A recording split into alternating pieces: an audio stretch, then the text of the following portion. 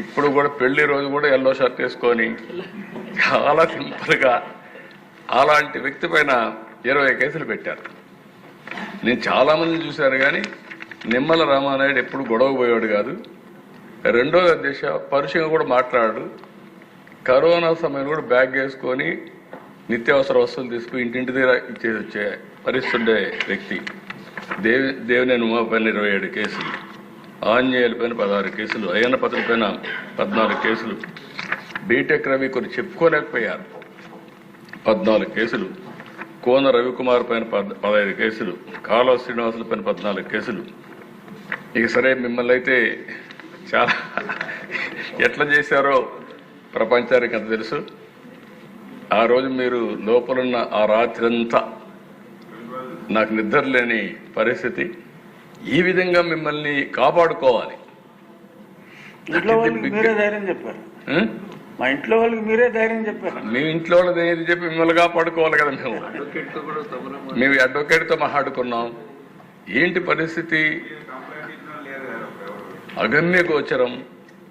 High court, మళ్ళా ఇక్కడ court, supreme court, ప్రతి ఒక్క కోర్టుతో సమన్వయం చేసుకుని ఎట్లా కాపాడుకోవాలో కాపాడుకోవడం కోసం నెక్స్ట్ డే జైలు కూడా పంపించారు కదా మిమ్మల్ని.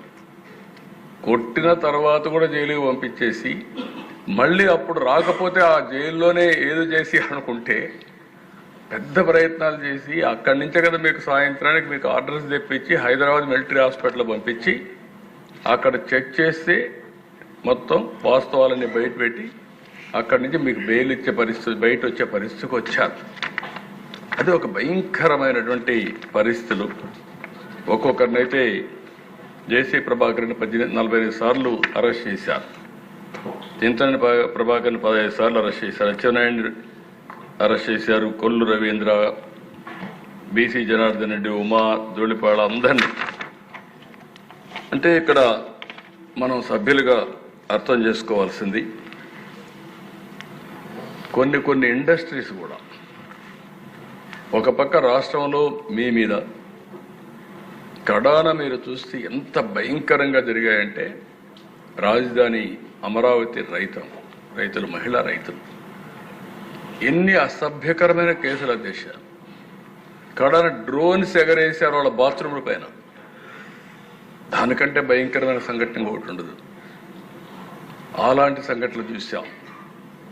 వాళ్ళు న్యాయస్థానం టు దేవస్థానం ఒక ప్రోగ్రాం పెట్టుకుంటే ఆ ప్రోగ్రాం జరగనీయకుండా చేయడం కోసం ఎక్కడ చూసినా అటాక్ చేసి కడ నడి రోడ్లో కూర్చొని భోంచేశారు. చిన్న చిన్న సత్రాలు కానీ కమ్యూనిటీ హాల్స్ కానీ మ్యారేజ్ హాల్స్ ఇవ్వకపోతే రోడ్డు మీద మట్టిలో కూర్చొని భోంచేసిన సందర్భాలు అవన్నీ. కడాన వాళ్ళు ఈ పక్కన శ్రీకాకుళం వరకు యాత్ర పోవాలనుకుంటే కడాను పోనీయకుండా ఈస్ట్ గోదావరిలోనే అంతర్వేది దగ్గరనే స్టాప్ చేస్తే తిరిగి నేనే వాయిదా వేసుకోమనే పరిస్థితి. మీరు పోలేరు, ఇంకా ఎక్కువ law and order problem create చేస్తారు, మీరు కొంచెం వాయిదా వేయమని చెప్పే పరిస్థితికి వచ్చాం. ఇలాంటివి అరాచకాలు ఒకటి కాదు దేశ ఇండస్ట్రియలిస్టులు ఎంతమంది పారిపోయారు. ఈవెన్ కడానైతే మా జయదేవ్ అయితే పోటీ చేయలేదు.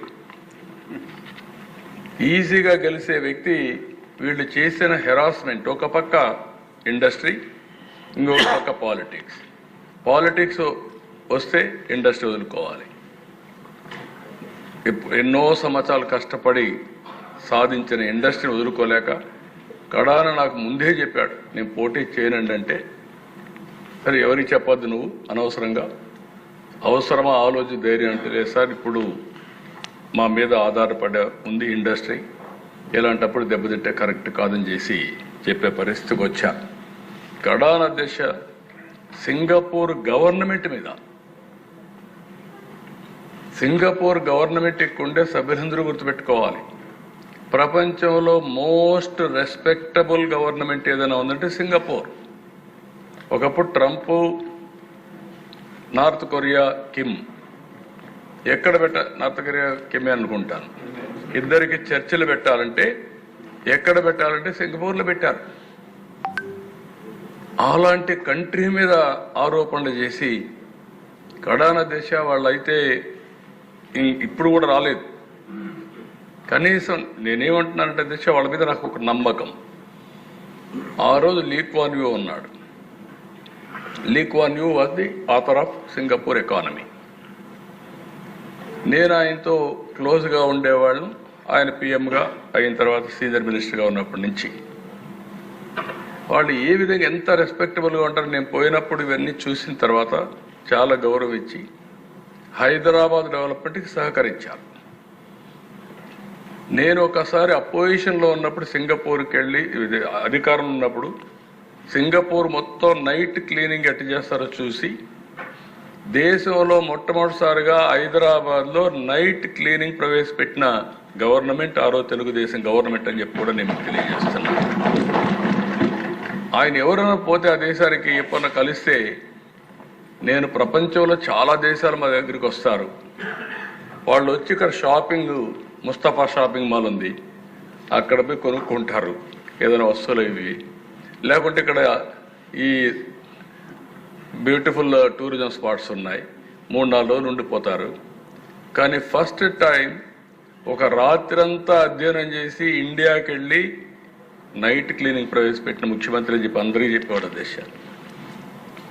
నేను 2014లో ఆలోచించి ఒకప్పుడు నేను హైదరాబాద్ అభివృద్ధి చేయాలంటే ఫస్ట్ టైం నేను పోయిన దేశం అమెరికాకి వెళ్ళాను టెక్నాలజీ కోసం.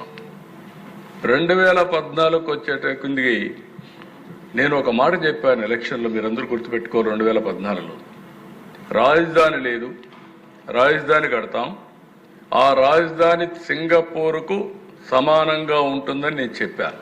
నన్ను నమ్మారు. ఆ నమ్మకం కోసం నేరుగా సింగపూర్కు పోతే సింగపూర్ గవర్నమెంట్ నేను చెప్పిన మాట పైన నమ్మి ఆ రోజు అధ్యక్ష క్యాబినెట్లో పెట్టి మాస్టర్ ప్లాన్ డీటెయిల్స్ అన్ని ఉచితంగా ఇవ్వడానికి ఆమోదించారంటే ఇది ప్రపంచంలో ఒక చరిత్ర దేశం.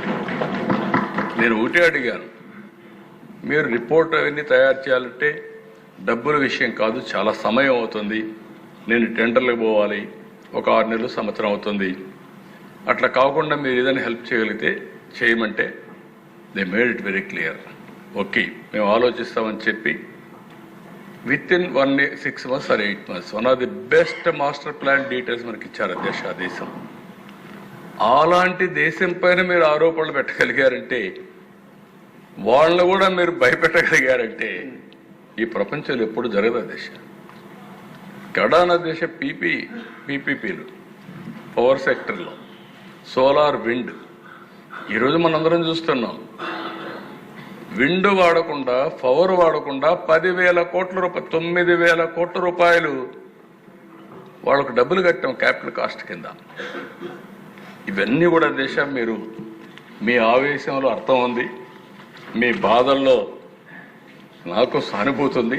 ఎందుకంటే నేను కూడా ఫస్ట్ విక్టిమ్ కాబట్టి మీ అందరికంటే ఎక్కువ బాధపడిన వ్యక్తిని. నాకు కూడా దేశ ఆ రోజు ఉండేది ఎంత భయంకరంగా అంటే బయట మీరు మాట్లాడుకున్నారు. నేను జైల్లో ఉంటే నాకు వచ్చిన వాళ్ళు చెప్పేవాళ్ళు డ్రోన్స్ పైన ఎగరేసేవాళ్ళు. ఎందుకు ఎగరేసారంటే వేరబోట్ చూడడానికి అని చెప్పేవాళ్ళు. భయంకరమైన వాతావరణం. అప్పుడే పవన్ కళ్యాణ్ కూడా బయలుదేరి హైదరాబాద్ నుంచి వస్తే రానియకుండా దారంతా అడ్డం పెట్టి ఎక్కడెక్కడో చెప్తే రోడ్డు మీద పడుకొని తర్వాత బాలకృష్ణ గారు పవన్ కళ్యాణ్ గారు వచ్చి నన్ను కలిసే పరిస్థితికి వచ్చారు. వీళ్ళు నేను ముందుగానే చూడాలనుకుంటే రానియకపోతే లాస్ట్లోకి వచ్చి జైల్లో చూసే పరిస్థితి వచ్చింది. ఇలాంటి సంఘటనలు ఒకటి కదా దిశ మర్చిపోలేం. నాకు ఏదైనా కోపం ఉంటే కక్ష తీర్చుకోవాలంటే ఫస్ట్ డే నేనే అరెస్ట్ చేసి ఉండాలి. మీరు గుర్తుపెట్టుకోవాలి, నాది కక్ష రాజకీయం కాదు. మళ్ళీ చెప్తున్నా. అంటే మీరు అనుకోవచ్చు మీరు ఏమైనా భయపడతారేమో అని. కాదు, ఆ విషయం కూడా చెప్తున్నా. బాధ్యత కలిగిన నాయకుడిని కాబట్టి 4వసారి మళ్ళీ ప్రజలు ముఖ్యమంత్రిగా ఎన్నుకున్నారంటే మనం ఆలోచించుకోవాల్సిన అవసరం. నిన్నే బ్రహ్మోత్సవాలకు వెళ్ళాను. ఓసారి మనం కూడా మనుషులం కాబట్టి ఆలోచిస్తూ ఉంటాం. 2003 తిరుపతిలో సిమ్స్లో నేను ప్రాణదానం కార్యక్రమం స్టార్ట్ చేశాను. ఇప్పుడు దానికి ఒక 688 కోట్లు కార్పస్ కూడా వచ్చింది. అది స్టార్ట్ చేసి నేరుగా బయలుదేరి పట్టు వస్త్రాలు దేవుడికి సమర్పించాలి. ప్రభుత్వ లాంఛనాలు ఎగ్జాక్ట్గా అలిపిరి. ఇప్పుడుండే అలిపిరి గేట్ ఏదైతే ఉందో అక్కడ, అప్పుడు నేరో రోడ్డు. అదే అక్కడ పోయినాక నా కారుకి యాక్సిడెంట్. ఐ థాట్, నాకు తెలియదు, నేను 3 ఎమ్మెల్యేలు, రాజశేఖర్ రెడ్డి, గోపాలకృష్ణారెడ్డి, కృష్ణమూర్తి. నేరుగా అప్పుడు టీవీలు కూడా లేవు, ఒక్క జెమినీ టీవీ ఉంది. నేను లేచాను, నాకు మళ్ళీ చూసుకున్న తర్వాత లేచాను, నేరుగా నేనే నడుచుకుంటూ పోయి అంబులెన్స్లో పడుకున్నాను. అక్కడికి సిమ్స్ హాస్పిటల్కి 5 minutes. నేను అక్కడ పోయి పడుకున్నాక దిశ స్ట్రెచ్చర్లో తీసుకెళ్తున్నారు. మెలకు వచ్చాను. మెలకు వస్తే చుట్టుపక్కల ఆ పక్క చూశాను. కలెక్టర్, ఎస్పీ ఇద్దరు ఉన్నారు. అప్పుడు చూసి కలెక్టర్ని, ఎస్పీని అడిగాను, ఏం జరిగిందన్న. బ్లాస్ట్ సార్, నక్సలైట్స్ బ్లాస్ట్ చేశారు అన్నాడు. అప్పుడు నాకు రీకలెక్షన్ కూడా, అంటే ఆ స్వరాది మూమెంట్ ఏం జరిగిందో తెలియదు, ఎందుకు తెలియదు అని అడిగితే డాక్టర్లు చెప్పినటువంటి అడ్వైస్, ఒక్కొక్కసారి మైండ్ ఆ నిమిషం బ్లాక్ అవుతుంది, బ్లాక్ కాకపోతే అక్కడి నుంచి ప్రాబ్లం వస్తుంది, కాబట్టి బ్లాక్ అయి మళ్ళా రిలీజ్ చేస్తుందని చెప్పే పరిస్థితికి వచ్చారు. అలాంటి సంఘటనలో 23 క్లేమోర్ మైన్స్ బ్లాస్ట్ చేస్తే నేను బయటపడ్డానంటే, నిన్న 22వ సంవత్సరం 23వ సంవత్సరం మళ్ళీ వెంకటేశ్వర స్వామికి పట్టు వస్త్రాలు ధరించి నేను ఆశీస్సులు తీసుకొని వచ్చాను. అంటే ఏంటి అధ్యక్ష ఇది సాధ్యం అంటే?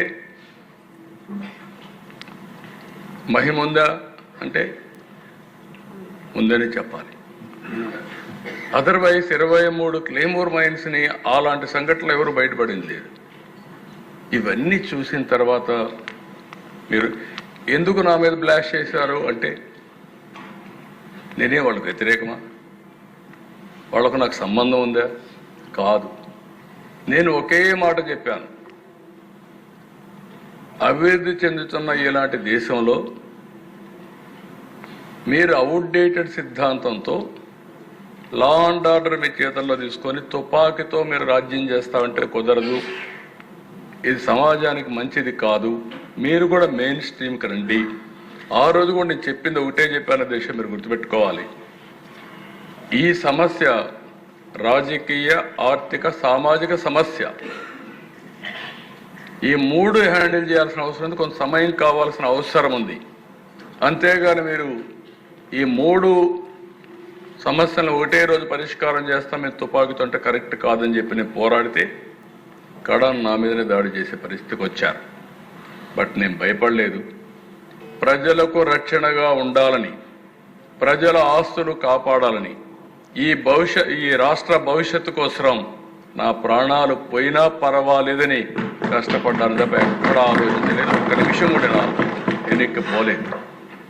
రాయలసీమ ఎన్ని ఫ్యాక్షన్స్ అండి, మామూలు ఫ్యాక్షన్స్ కాదు దిశ. ఈ రాజకీయాలు ఎట్లుండేటంటే, ఒకప్పుడు రాయలసీమ అంటే సినిమాలు కూడా, ఇప్పుడు బాలకృష్ణ గారు అందరూ ఆల్ సినిమాలని రాయలసీమ అని వచ్చారు. ఇప్పుడు సినిమాలు కూడా మీకు తగ్గిపోయినాయి. రాయలసీమ పౌరుషాలు లేవు. ఇప్పుడు రాయలసీమ రథాలసీమ అయిపోతా ఉంది. రేపు రాబోయే రోజుల్లో వేరే ప్రాంతాలకు మీరు హీరోస్ని తీసుకోవాలి, కథలు తెచ్చుకోవాలి తప్ప రాయలసీమ అనేది వచ్చే పరిస్థితులు కూడా లేరు. ఐ రిమెంబర్ అధ్యక్ష,